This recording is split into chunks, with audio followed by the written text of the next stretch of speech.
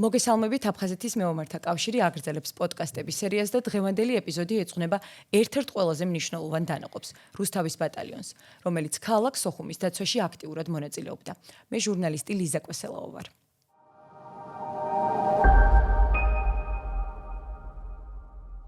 როგორც ჩვენმა მაყურებელმა იცის, 1992-93 წლებში სოხუმს იცავდა საქართველოს შეიარაღებული ძალების მეორე საარმიო კორპუსის 23 ბრიგადა, რომლის ბირთვს ადგილობრივი და მოხალისე მებრძოლები წარმოადგენდნენ. ამ ბრიგადის შემადგენლობაში იბრძოდა რუსთავის ბატალიონიც, დანაყოფი, რომელიც სოხუმის თავდაცვის ერთ-ერთ მნიშვნელოვან ძალად იქცა.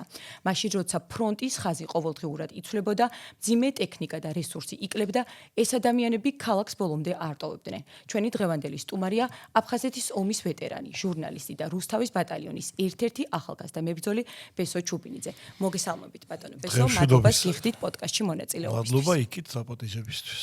სანამ უშუალოდ ომზე გადავიდოდეთ, როგორი იყო 90-იანი წლების რუსთავი? რა ატმოსფეროს უფევდა იმ ახალგაზრდებში, რომლებაც საბოლოოდ იარაღი აიღეთ და აფხაზეთის ფრონტზე წახვედით? დიდი მადლობა კიდევ ერთხელ მოწვევისთვის ლიზა და ძალიან საინტერესო კითხვა, ალბათ არ ვიქნები ორიგინალური პასუხს თუ ასე გაგცემ. მაშინაც ორი მიმართულება არსებობდა ჩემ ქალაქში, ისე როგორც თელს ქვეყანაში. იყო პატრიოტი და სულისკვეთებით ახსილი ხალხი, ადამიანები, რომლებიც საბედნიეროდ უმრავლესობაში იყვნენ და იყო ის ეგრეთ წოდებული შაუბნელს, რომ ეძახიან წარსულს 90-იანებისას, მაგრამ სინამდვილეში ასეთი არ ყოფილა ის 90-იანები. იმიტომ რომ 90-იანებში იყო და ვარსებობდით ხალხი, მე მაშინ ბავშვი ვიყავი, მაგრამ არსებობდა ხალხი, რომელიც გაგიკვირდება და ერთმანეთის სიყვარულს, პატივისცემას, მეგობრობას, ძმაკაცობას და ყველაფერ პოზიტიურს თესავდა ერთმანეთისთვის. პარალელურ რეჟიმში იყვნენ ისეთები, ვის გამოც ასე არ ვიტყოდ, მაგრამ თანამედროვე თაობას რატომღაც ცდილობენ, რომ ჩაუბეჭდონ, რომ აი შავი ბნელი არა. იმ სიბნელეში იყო ბევრი ნათელი წერტილი. აი ასეთი იყო ის 90-იანები. ბრძოლა იყო ადამიანთა სულისთვის, ბრძოლა იყო ადამიანთა გულისთვის და ერთმანეთის ფიზიკურ გადარჩენაზე ვიყავით გადართული. მაშინ ერთმანეთს ვეხმარებოდით ადამიანები. ოღონ ამას ვირტუალურად კი არ ვაკეთებდით ფიზიკურად. ერთმანეთს უნაწილებდით ყველაფერს. აი ყველაფერში გულისხმობ ყველაფერს, დენიდან დაწყებული, დამთავრებული პურის ნატეხით. მე ის თაობა ვარ, რომელიც რუსთავის პურის ქარხანის ტერიტორიაზე სიაში, რიგში რომ იდგა და სიაში 723 ვიყავი, ხელზე მეწერა ის რა ქვია ციფრი. მაგრამ ისიც მაქვს ნანახი, როცა ვიღაცა 4 პურს ყიდულობდა და ვიღაცას არ შეხვდებოდა, ის უნაწილებდა და ერთ პურს მაინც ჩუქნიდა, ვისაც არ შეხვდა. აი ასეთი იყო ჩემი 90-იანები, მე როგორც ხედავდი. მე რომ დომოდა მარტო მკვლელობების და მარტო იმ სისაძაგლის დანახვა, იმასაც დავინახავდი, მაგრამ რატო? როცა იყო უფრო მეტი დადებითი, უფრო მეტი პოზიტიური, რაც ახლა ვთქვი, უბრალო, ძალიან მარტივი ფაქტი ჩემ თვალწინ ხდებოდა. რომ ერთმანეთს უნაწილებდნენ ადამიანები იმედს, მაშინ პური იმედი იყო. და აი ასეთი იყო. ურთიერთობები იყო უფრო. ყველაფერი იყო გადამწყვეტი მაგ დროს რა. თქვენ ძალიან ახალგაზრდა იყავით, როცა აფხაზეთის ომში ჩაებით. გახსოვთ თქვენი პირველი დღე გომისტის ფრონტის ხაზზე? რა პოზიციებს იცავდით?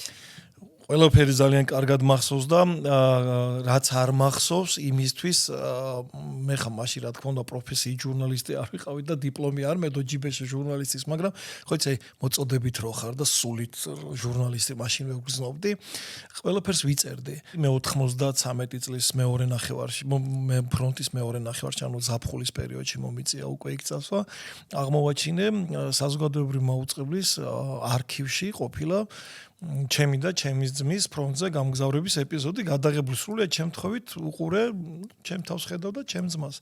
ჩემი პატარა 15 წლის ძმა, მე 17 წლის ვიყავი მომენტში და ინტერვიუს იღებდნენ ჟურნალისტები და იქ გავართ ჩვენც. ეს არ მქონდა.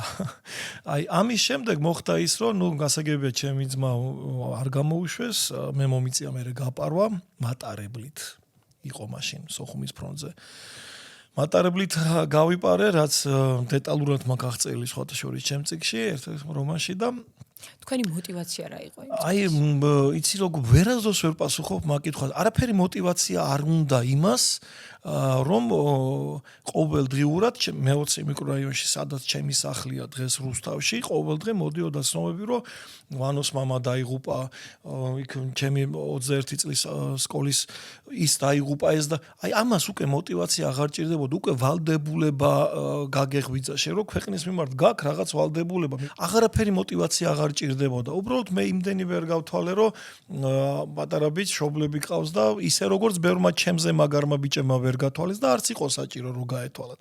იმიტომ რომ ეს თუ გათვალე რომ მე ომში წავიდე და ამას წინათ ერთ-ერთი ბლოგერი მეუბნეოდა ერთ-ერთ გადაცემაში ომში წამომყვები მეთქვი რომ დაიწყო სახლიდან. აიო კიო თუ უკან დაბრუნების ცოცხლად დაბრუნების გარანტიას მომცემო. ეს რო ჩემთვის ეთქვა ვიღაცას შეიძლება რა ვიცი მინიმუმ დაგვეცინა. ანუ мотиваცია არ ჭირდება სამშობლოს სიყვარულს. საერთოდ არ ჭირდება, ჭირდება გული. იქ შიში და მსგავსი რაღაცები აღარ არსებობს. აი ამიტომ ძალიან მარტივად ვამბობ ცოტა ჭყალებში, ავდექით თავი და წავედი. გავიფარეთ. გეთანხმებით, სამშობლოს სიყვარულს ნამდვილად არ სჭირდება мотиваცია. თქვენ როგორც ჟურნალისტმა გადმოიცით ხასიათი როგორი იყო ომის, იმიტომ რომ თქვენ ამბობთ რომ იწერდით და რაღაც ქრონიკების მსგავსი ჩანაწერებიც გაქვთ. თავის ფოტოებიც ფოტოშოპს მქონდა ამის საშუალება ფიზიკურიც. აი დღეს ბიჭები მადლობას იხდიან რომ ის ფოტოები შევინახეთ და მე ხა აით გაფერადდა და რაღაც ამოძრავდა და საოცარი კადრებია. ხასიათი როგორი იყო? აი ყველაზე ცუდი სიტყვა რა მოვიფიქრო ისიც არ ვიცი. არა მარტო აფხაზეთის ომის, თუნდაც ჩვენი სამაჩაბლოს ახლა 2008 წლის ნებისმიერ ომი, მაგრამ მე სადაც უყურებდი ამ ყველაფერს. ყველაზე სასტიკად ვიტყვი. თქვენ ადამიანებო იცოდეთ რომ ფილმში და კინოში დანახული დაჭრილი ჯარისკაცისგან გადმოსული აი სისხლი სულ სხვა და ის სისხლი რომელიც აქ მოგხვდება და გულს 3 სანტიმეტრით აცდება ის დანახული აბსოლუტურად სხვა, როცა აჭერ ხელს სამსის და ცდილობ შენი ძმაკაცის გადარჩენას. როცა აი ამ გასროლის ნარიადით მოგლეჯილი ხელი გდია სადღაც და ეძებ ამ ხელს იმ იმედით რომ მერე წახვალ და იქ ვიღაცა იმ იმედით რომ მიაკერებს ამ ხელს. ამ ყველაფერს შენ ხედავ ორი თვალით. კინოში კი არ უყურებ. ხვდებით ხალხო, ხელს ეძებ შენი ძმაკაცისას, რომელიც ხვირის და ამ ხელს იღებ მე და პოულობ ნაფლეთებად და ახვევ თეთრ ზეწარში. იმის გამო რომ წაიღო და მე ვიღაცა მიაკეროს. აი ამას აკეთებ და ამას აკეთებ კინოში კი არა, სინამდვილეში. და კიდე რას აკეთებ, იცი? მუცელში რომ გაგლეჯილი ნაწილები გადმოუხტებ და იმას რომ უკან ულაგებ. სასტიკი მოსასმენია არა? აბა წარმოიდგინეთ ეს ყველაფერი როგორი დასანახია და შესახებ. მოსასმენად ხო საშინელება. მაგრამ შესასრულებლად როგორია? აი ეს არის ომი. რა ამოცანები ჰქონდა თქვენს დანაყოფს? აი მე გეტყვი, მე ოფიციალურად წევრი არ ასაკიდან გამომდინარე, რა თქმა უნდა, მე მოხალისი სტატუსი, ასეთ არსებობს ომში ესეთი სტატუსი, მოხალისი სტატუსი, არ ყოფილა არც ბრიგადის წევრი, არც გამოძახება მეხებოდა და არც მსგავსი რაღაცები, მიუხედავად იმისა, რომ მე სტუდენტი ვიყავი, ხო? იცი რა არის პირველივე დღემ რაც მაჩვენა აი სოხუმს ვინც კარგად იცნობს ეხა სოხუმი მთავრდება ეშპას ქუჩა იქ ძალიან გრძელი ლამაზი ქუჩა ეს ეშპას ქუჩის ბოლოში რო ჩადიხარ ჩასასვლელია მე პატარა სოფელი გუმისთა ვიდრე არ მისული მდინარე გუმისთამდე რაც იყო ეგრეთ წოდებული გამყოფი ხაზი ჩვენსა და მტერ შორის ამ მისადგომებ და აქეთ ის ცნობილი ხიდი გუმისთის ხიდი მარცხენა მხარეს იქ იყო დღემდე კარგად მახსოვს ახალი რაიონი ქვია ამას, ამ ადგილს სოხუმის ახალი რაიონი მაშინ ერქვა, 3 თეთრი 16 სართულიანი კორპუსი, ესე ერთმანეთის გვერდით მიყოლებით და იმ პოზიციიდან ჩავედი პირველი, იმიტომ რომ ვეძებდი მე რუსთავის ბატალიონს, იმ გამომდინარე იქ და რუსთაველი ვიყავი, უფრო გამიადვილდებოდა, ალბათ ბევრნაცნობს ვიპოვიდი ეს იყო. რა თქმა უნდა, ვიპოვე ბიჭები და ყველაზე სტრატეგიული დაცვის ადგილი. ერთ-ერთი ყველაზე სტრატეგიული სოხუმზე შემოტევისთვის იყო ეს ადგილი. იმიტომ რომ იქ რომ არ ყოფილიყო რუსთავის ბატალიონი და ვერც იმას ვერ დაუკარგა კასპის ბატალიონი და არ შეიძლება ამის არ დაკარგვა, მაგრამ ცენტრი ეკავა რუსთავის ბატალიონს. მახსოვს ჩემი პირველი საბრძოლო ღამე გიორგი აყარაშვილის ბრძანება მოვიდა, მიღებულია ინფორმაცია და სოხუმზე იქნება არნახული შემოტევა. არ დაგავიწყეთ რომ აქამდე უდიდეს შემოტევებს გაუძლო სოხუმმა. და გულში ვფიქრობდი, აი როგორი ცუდია ბრძოლაში, ერთ ბრძოლაშიც ვერ ასწრებ ადამიანი, ისე უნდა მოკვდე ეს გაფიქრება იყო. მაგრამ რო უყურებდი ამ ბიჭებს, ხო, სხვათა შორის პირდაპირ შემიძლია გითხრათ რუსთავის ბატალიონში რაც შეეხება, მხოლოდ რუსთაველები არ იყვნენ. აი მაგალითად, დღემდე ჩემი ძალიან კარგი მეგობარი შაქრო მათიაშვილი, რომელსაც სუსლიკას ეძახდნენ და მოგეხსენებათ მაშინ ეს ზედმეტსახელები ძალიან ისეთი იყო. მოდაში, ასე ვთქვათ რა. გურჯაანელი იყო საერთოდ არის უпроსტորად დღემდე სუსლიკა ღმერთმა ჯამთელად ამყოფოს და ანუ ისე ხდებოდა რომ იმ ბატალიონში მოხვდნენ სხვაებიც ისეთი დაცვითი ხაზი ქონდა ისეთი დაცვითი ხაზი იყო გამაგრებული დაცვითი ხაზი რო გამოერღვია მტერს მორჩა უკვე ჩაბარებული იყო სოხუმი 1-200 მეტრის გავლაღა ჭირდებოდათ სოხუმის ახალ რაიონის ასასრულამდე ანუ ძალიან მძიმე იყო ეს ყველაფერი მით უმეტეს მაშინ როცა მტერს ქონდა აბსოლუტურად ყველანაირი იარაღი ყველანაირი. გუმისთის ბრძოლაზე ბევრი ამბობს, რომ ის ნამდვილი ჯოჯოხეთი იყო. თქვენ პირადად რომელი ეპიზოდი დაგამახსოვრდათ, ყველაზე მძაფრად, რომელი მოვლენა დარჩა თქვენს მეხსიერებაში? აი გეტყვი. აი აქ მინდოს აი ეს ნივთი მაყურებელი, არც მიხვდება ხა რაც არის, ხო? ეს არის მტრის მიერ გამოსროლილი ნივთი ნაწილი. ეს იყო ღამის 4 საათი, როცა ინტენსიური დაბომბვა მიდიოდა სოხუმის ახალი რაიონის და სამწუხაროდ ბრაზდებოდი იმაზე, რომ ვერ ხვდებოდი უпроსტորად, რატომ არ პასუხობდა საპასუხო ცეცხლი ჩვენი არტილერია და ხა ავტომატებით და მტვრინაფრქვევებით ვერაფერს ვერ დააკლებ იმას, ვინც ამას გესვრის, ხო? და ერთი ეპიზოდი იყო ძალიან კარგად მახსოვს, აი შაქროძიასაც ბევრჯერ გავახსენებინე ეს ყველაფერი. გამწარებულზე ბიჭებმა მითხრეს, რომ აი იქ არის კრაზანების ბუდე.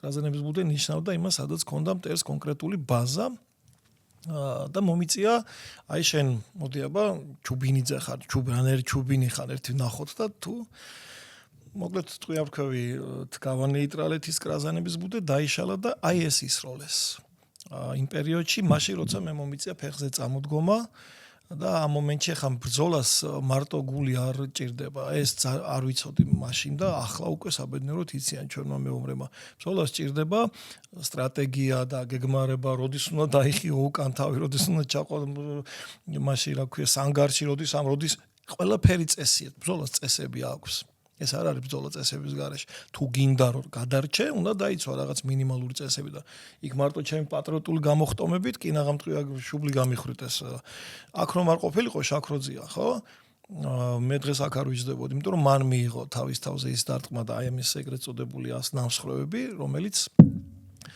კამეჩი ვიძლიერი მყავს შაქროძია და რომელიც აისახა იმაზე რომ ჩვენ გადავრჩით და მე ბიჭებმა სამახსოვროდ გამომატანეს და ესე სიმბოლური კი ძალიან სიმბოლური დავატარებ აი ესე ყველა შეხვედრაზე სადაც დავდივარ მით უმეტეს ბავშვებთან შეხვედრები როცა მაქვს ხოლმე სტუდენტებთან მასში დიდი მადლობა ამ გადაცემისთვის იმიტომ რომ შენი გადაცემა ემსახურება ამას ნახავს ახალი თაობა ამას ნახავს ის რომ ეს ყველაფერი კინოში ნანახი კი არ არის ეს ამური თვალით არის ნანახი და ამ ხელს აქვს შეგრძნობილი აქ და რეალური ისტორიებია ადამიანის ნამდვილია ეს ყველაფერი და დღეს ეს ბიჭები კიდე ერთხელ ვიმეორე ჩემზე ყველაფრით მაგარი მეომრები და ჩემზე ყველაფრით მაგარი ბიჭები დღეს ცოცხლები არიან აი სირთულეებზე ყვებით, რამდენად განსაზღვრა აფხაზეთის ომმა თქვენი შემდგომი ცხოვრება, პროფესია და დამოკიდებულება ქვეყნის მიმართ?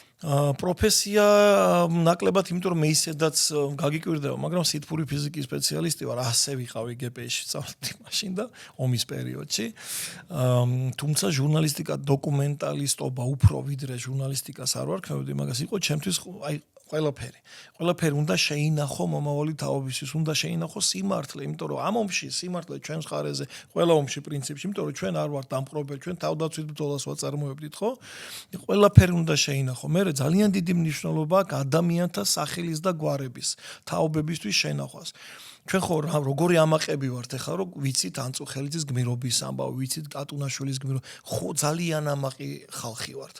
100-ჯერ მეტად ამაყები უნდა ვიყოთ იმ ბიჭების სახელის და გვარების გამგონე, რომელიც მაგალითად აი ამ ჩემ წიგნშია შესული, ნამდვილი სახელი და გვარები, რომელთა დროს არც ვიდეო იყო, არც ტელეფონიანი კამერა იყო და არაფერი არ იყო, მაგრამ ამ ბიჭებმა ისეთი გმირობები ჩაიდინეს და მარტო ზეპირ სიტყვიერად გადმოეცემა ეს ყველაფერი. თუმცა ეს ხალხი არსებობს ნამდვილი სახელი და გვარები არიან. და ესენი არსებობენ და აი ეს საზოგადოება რომ არის, ხო? ჩან მეტი мотиваცია რა გინა. სულისკვეთებას გიმაღლებს ეს ხალხი. იგივე აი შეხვედრე ხა მე პროფესია გასაგებია ჟურნალისტი ვარ და მე გავხდი კიდეც დიპლომით ჟურნალისტის მაგ გავხდი ჟურნალისტი და მე მაქვს არენა და აქ რომ ვზივარ ჩემი თქვა ჟურნალისტური დამსახურებაც არის ხო რაღაც მომენტში და აძლევ ხალხს და უყვები იმას რაც რეალურია და ჩემი ორი თვალით ნანახი რა თქმა უნდა განსაზღვრა ცალკე მინდოდა მეკითხა მაგრამ ვინაიდან თემა მიგვიყვანა იქამდე წიგნზე მინდა გკითხოთ დროშაზე რომელიც თან მოიტანეთ რა ისტორია აქვს ამ დროშას მოგვიყევით ეს დროშა ყველგან დამაქვს სადაც კი მივდივარ ნებისმიერ ბრძოლაში ეს არის აი ჩვენ ამ ფერებში ვართ ნახეთ დღეს ორივე ეს ჩემი საყვარელი ფერია შინდის ფერი ეს არის საქართველოს ძველი საქართველოს დროშა სახელმწიფო დროშა ეს არის 1988 წელს შეკერილი რუსთავში ტაშკენტის ქუჩაზე არსებობდა ერთი სამკერვალო ქალბატონ ნათელასთან შევკერეთ 88 წლის მიტინგების პერიოდიდან და იქიდან დაწყებული ყველგან თან მქონდა ეს დროშა მეტიც ვიდრე ომში იქნებოდა 1991 წლის 29 აპრილის დამანგრეველი მიწისძვრა იყო რაჭაში და იმერეთში და იქ ერთ-ერთი ყველაზე მაღალი კლდის თავზეც კი ავაფრიალ და მე ჩამოხსენი ერთ კვირაში წამოვიღე რო არ გაფუჭებული ну საკმაოდ შელახულია ახლა რა თქმა უნდა გასაგები დროთა ჟამის თუმცა ყველა ფერს თავისი ისტორია აქვს ეს პირველი ნატყვი არის მაგალითად 93 წლის 16 ივლისის აი ეს ხო და ეს არის დროშა რომელსაც მე დღესაც კი ყველა შეხვედრაზე დავატარებ ყველგან რაც არ უნდა იყოს და სადაც არ უნდა იყოს მე გავიდა ხანი გამოხდა ხანი რაღაცა ეს სიტყვათა მარაგი დამიგროვდა ამ სიტყვებისგან წინადადებების აგება ვისწავლე და საბოლოო ჯამში გადავწყვიტე რომ გავგეკეთებინა ეს ყველაფერი რასაც ერქვა წიგნი მაგრამ ეს გაკეთდა მხატვრულ დოკუმენტური რომანების ფორმატში და რატომ მივიღე ესეთი გადაწყვეტილება იცი მივხვდი რომ ამ ბავშვებს თუ რაღაც თავის ენაზე არ ესაუბრე მათთვის მარტივად გასაგებ ენაზე ძალიან რთულად იგებენ ხოლმე რაღაცებს და თუ მათთვის გასაგებ ენაზე საუბრის პარალელურად შეაპარებ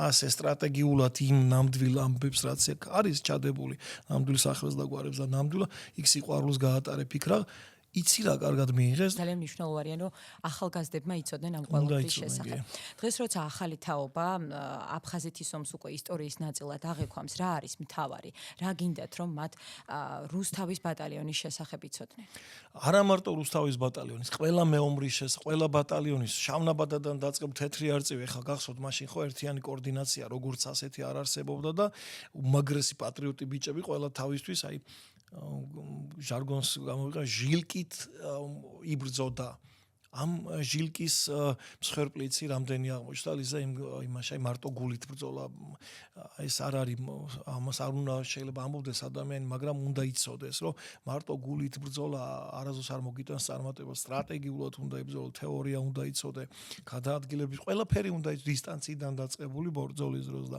ახალგაზრდებს უნდა ველაპარაკოთ ახალგაზრდას ეხლა რაღაცა ისეთი კონსტიტუციურად არსად არ წერია რომ ახალგაზრდა ეწოდოს 13 წლიდან 21 წლამდე მაგრამ ეს ისაც ხო ვიცით ანუ თაობა რომელსაც რასაც ჩაუბეჭდავ თავში იმას გააფერადებს და იმის მიხედვით მე რაღაც წარმოდგენებს შეიქმნის და ჩვენ მე პირადად აი რასაც ვხედავ 2018 წლიდან ჩემი შეხვედრების დროს და არა მხოლოდ საქართველოს ქალაქებში ლიზა ბევრი ქალაქი მოვიარე სხვა სახელმწიფოსი და ხვდები ემიგრანტებს ხულს იცი რა ისი დეფიციტი დავინახე მათ უნდათ მოსმენა ისინი მობილიზებული არ მაგრამ თხრობელი არ ყავთ ადამიანები რომლებიც ამ ყველაფერს მიუტანენ აი ესე დაუდგებენ წინ და მიუტანენ და მოასმენინებენ ეს დავიჭირე ესე იგი პატრიოტული სულისკვეთების გამოღვიძება სჭირდება მუშაობა ახალი წესებით მათივე წესებით იმიტომ რომ შეიცვალა 2026 წელია ლიზა ხვდებით ხო სად ვართ უკვე ამ ციფრულ სამყაროში ჩავრჩით მატრიცაში ვართ და ახლა ამ წესებს მათივე თამაშის წესებით უნდა მოუგოთ ჩვენ თუ არ ავყევით ამ თამაში ხო ვიძახოთ ეხა ორაკაია შინდისფერი დროშა და პატრიოტები ვართ და ტაში ვეტერანებს კი ბატონო ტაში ვეტერანებს და გმირები რო დავიღუპებით და ყვავილები იმაზე ყო ეგრე არ არის სიცოცხლეში დასაფასებელია ეს ხალხი თორედ ქართული პრობლემა კი არ არის რომ გარდაცვლილებს რო ყველა აღმერთებს და გმირებად ხა არა გმირები დადიან ცოცხლები ქუჩაში თქვენს გვერდით ავტობუსის ზღოლად მუშაობენ მე შახტეთ მუშაობენ მე მანქანეთ ბოდიში სვარჩი არ ყველგან არიან ეს გმირები უნდა იცნობდეს ეს ახალგაზრდობა იმ თავიანთ გმირ თაობას ეს არის მიზანი მეტი არაფერი გეთანხმებით უღრმესი მადლობა პოდკასტში მონაწილეობისთვის და იმისთვის რომ დაგვითმეთ დრო მადლობა თქვენ ეს არის ისტორია არამხოლოდ ომის, არამედ თაობის, ადამიანების, რომლებაც ახალგაზრდობა ფრონტზე დატოვა. მათი გამოცდილება დღემდე მნიშვნელოვანია, რადგან სწორედ ასეთი პირადი ისტორიები გვაძლევს საშუალებას უკეთ გავიგოთ, რა გადაიტანა საქართველომ აფხაზეთის ომის წლებში. გამოიწერეთ ჩვენი არხი, თვალი ადევნეთ აფხაზეთის ომის შესახებ ძალიან საინტერესო ისტორიებს.